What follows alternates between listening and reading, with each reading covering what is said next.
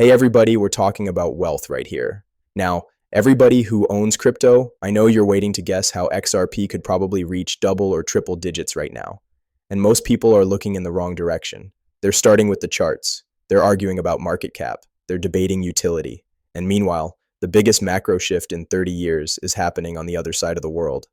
Japan, after 3 straight decades of zero interest rates, is experiencing a financial earthquake. Yields in Japan are exploding, capital is rushing back home, and one of the most powerful forces in global finance, the yen carry trade, is breaking apart right now as I speak.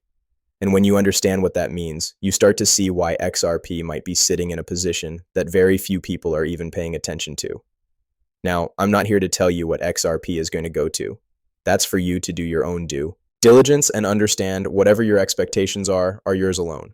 Now listen, I do want to say this is not financial advice. I'm not telling you what to buy, hold, or sell. I'm just breaking down the macro picture in a way that actually makes sense so you can make smarter decisions for yourself. Now, if you love content like this, make sure you hit that like button and please do subscribe so that you don't miss the next video. Now let's start with what's happening in Japan right now because this is the foundation for everything that follows. For over 30 years, Japan kept interest rates at or near zero. That means borrowing yen was almost free. And because it was basically free money, global institutions got addicted to what's called the carry trade. We'll break that down in a minute. But here is the part that most people don't realize. Japan's interest rates are not zero anymore. They're rising fast. The 10-year yield in Japan is around 1.85%. The 30 years around 3.4%, and the 40 years around 3.71%. Now for Japan, a country that lived at 0% for decades, those numbers are massive. It's like going from standing water to a tsunami. Now here's why this matters. For 3 decades, Japanese institutions didn't want Japanese bonds. Why would they? Yields were flat. There were no returns. So where did they put that money? Well, they put it into the US, into US stocks, into US bonds, into US tech, and yes, even crypto, including Bitcoin. But now, Japan's yields are rising, which means for the first time in 30 years, Japanese institutions do not need to buy US assets to get returns. They can finally make money at home. So, we're seeing something we haven't seen since the 1990s. Capital is flowing out of the United States and back into Japan. Now that flow, that's a reversal, and it's one of the most disruptive forces in global liquidity, and it triggers something called the reverse carry trade, which is where the real chaos starts to begin and where XRP becomes extremely interesting. Now, I want to break down how the carry trade works in a way that actually makes sense for you, because if you don't understand this part, you're going to miss the entire setup. Now, let me go back to something I said before, which is for 30 years, that's a long time, Japan had near zero interest rates, which means borrowing yen was basically free. And global institutions, banks, hedge funds, institutions said, hold on, if we can borrow money from Japan for almost nothing, and then invest that money somewhere else with much higher returns, that's free profit. So here's exactly what they did. Number 1, they borrow cheap yen at, again, 0% interest. Number 2, they convert that yen into dollars. So now they're holding US cash. And then number 3, they use that cash to buy higher yielding assets. Like as I said, bonds, stocks, tech, emerging markets, crypto, all of that. This was the carry trade. Borrowing at almost nothing, invest 4, 5, maybe even 10%, keep the difference. And because this was so easy and so profitable, it pumped global markets for decades. People don't realize how big this really was. We're talking about trillions of dollars leaving Japan and flooding into the US and global markets. And this is part of why the US stock market grew so aggressively. The bond market stayed strong. Bitcoin got massive liquidity during risk-on periods. And global risk assets boomed. The carry trade was like global oxygen for the markets. But now that Japan's yields are rising, that oxygen is getting cut off, y'all. And the moment the carry trade stops working, the moment the math breaks, meaning the math ain't math no more, we enter into something called the reverse carry trade. And this is where things get really messy. Now, family, before I break down the reverse carry trade and why it matters for XRP, I really need to say this quickly. If all of this sounds new to you, or if you're realizing nobody ever taught you how global liquidity works, please don't stay confused. Get educated.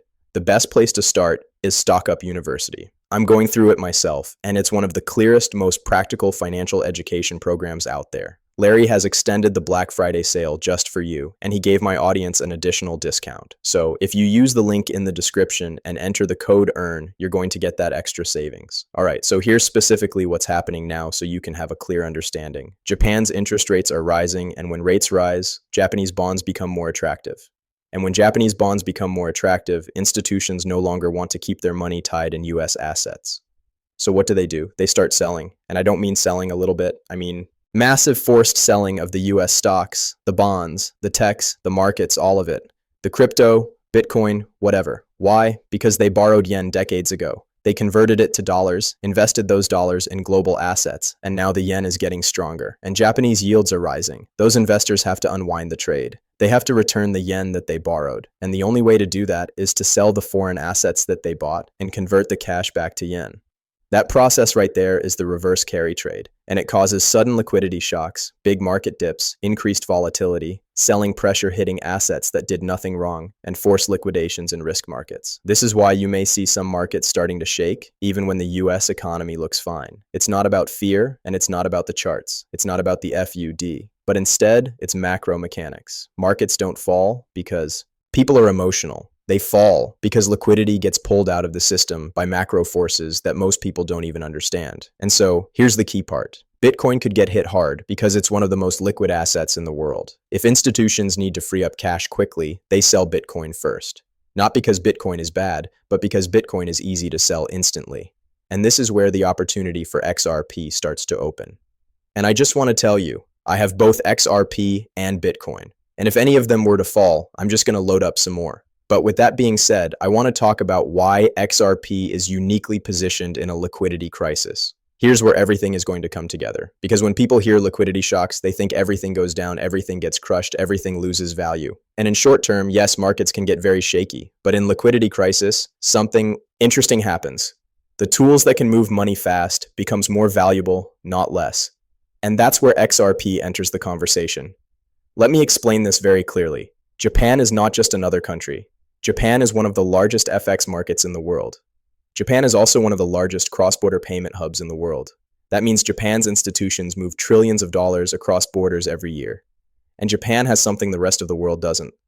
Deep ties to Ripple and XRP SBI, one of the biggest financial institutions in Japan, has been connected to Ripple for years.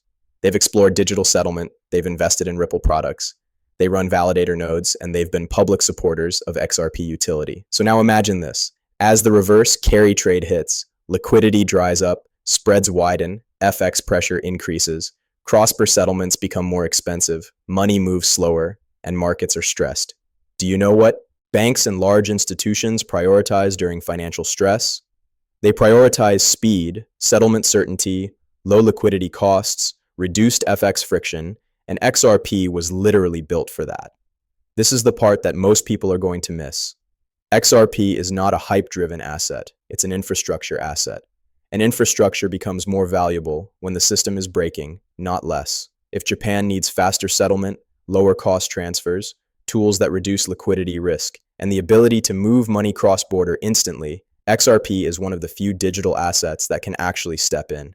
Now, this is not speculation. Again, this is macro logic. Let me put it simply. If the problem is liquidity, the solution becomes assets that can provide liquidity. That's XRP's entire purpose. Not memes, not hypes, not vibes. Liquidity, settlement, FX rails. This is why Japan of all countries is the most important indicator, because Japan is the epicenter of FX flows.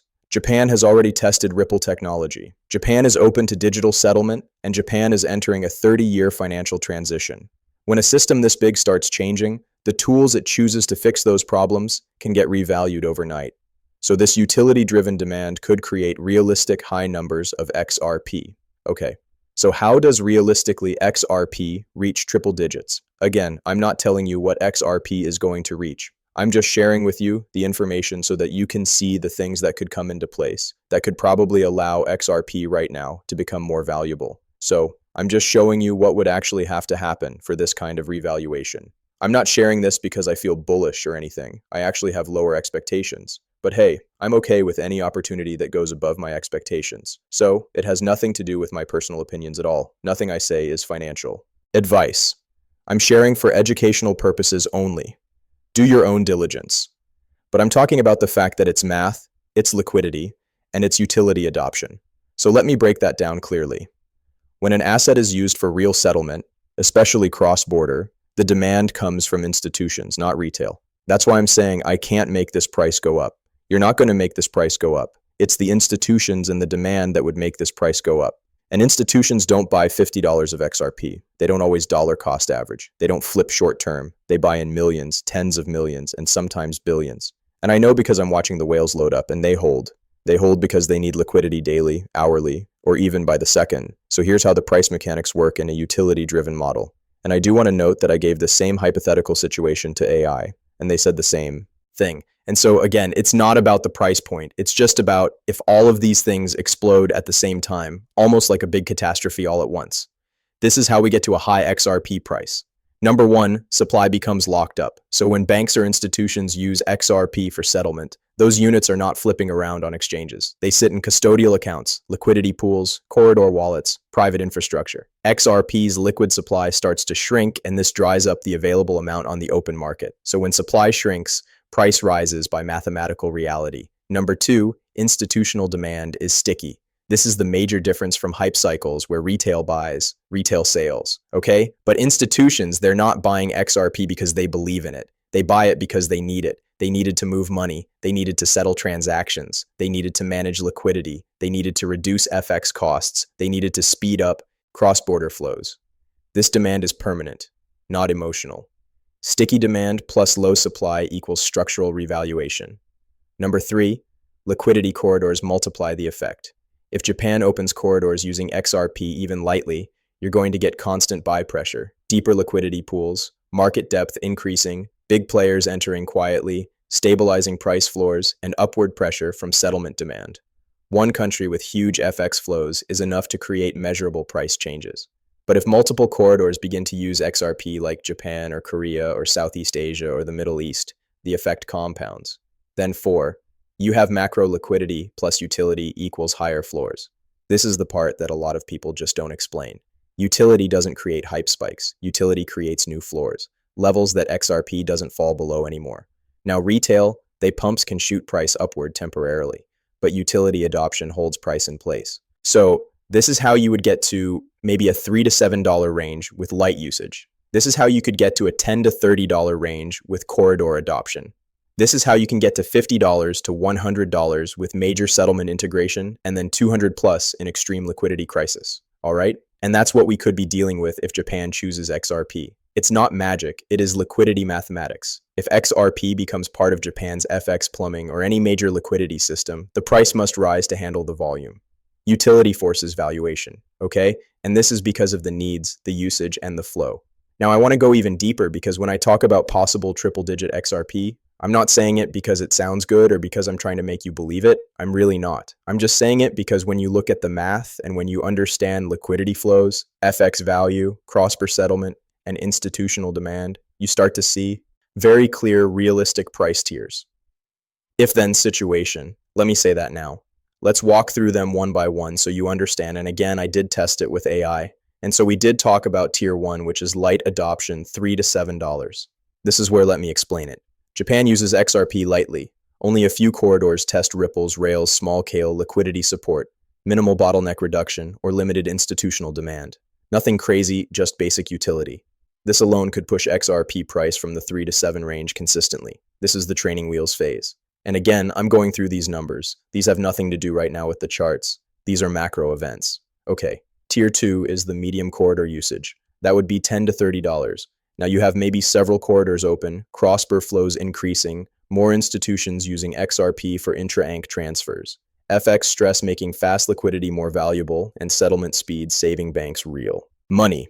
This is where the demand outpaces the liquid supply left on exchanges.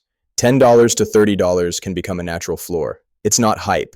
It's just what happens when real infrastructure starts using a finite asset.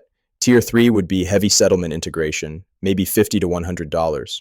This level could require Japan using XRP for major liquidity assistance, SBI-level adoption, large FX corridors using XRP as a bridge, significant flows moving through Ripple rails, banks demanding XRP to reduce liquidity risk, and utility-driven structural revaluation.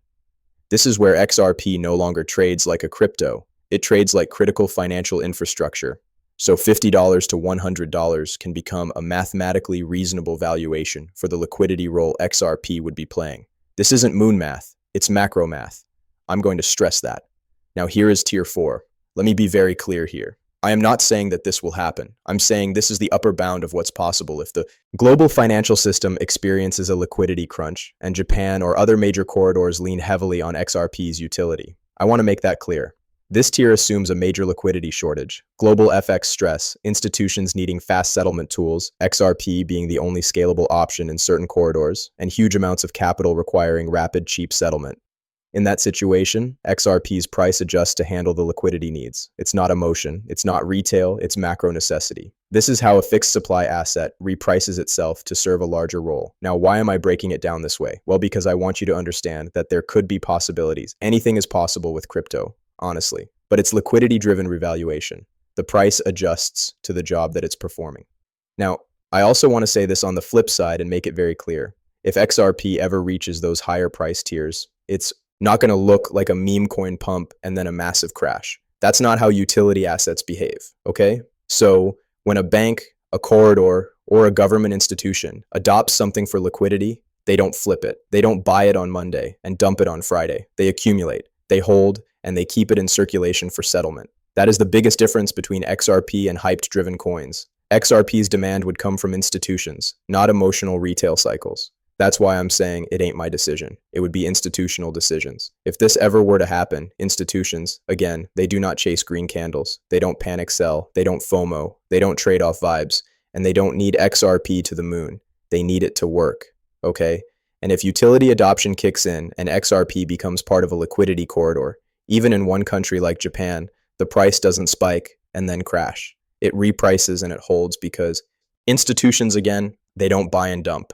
They buy and use. And this is why I say XRP, there is potential to go higher, double digits, triple digits. I'm not here to tell you. I'm just telling you about the utility math, the macro necessity. And again, it's a finite asset that's repricing to match the job that it's performing. Okay, so let me leave you with this. A possible double, triple XRP in a short amount of time is not wishful thinking if these events happen.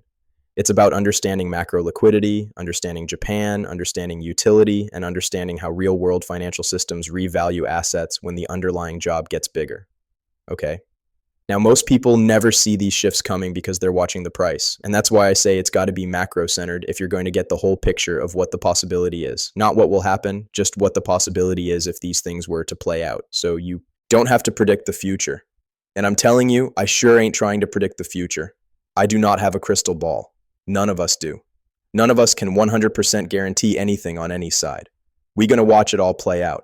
You just have to pay attention to the forces that's shaping it. And that's what I'm looking at. Not sure if you're watching the video when it's ended or not, but I want you to get educated. I want you to stay calm. I want you to move with intention and understand the macro because that is where real wealth is built. All right, family. Stay wise, stay wealthy, and I'll see you in the next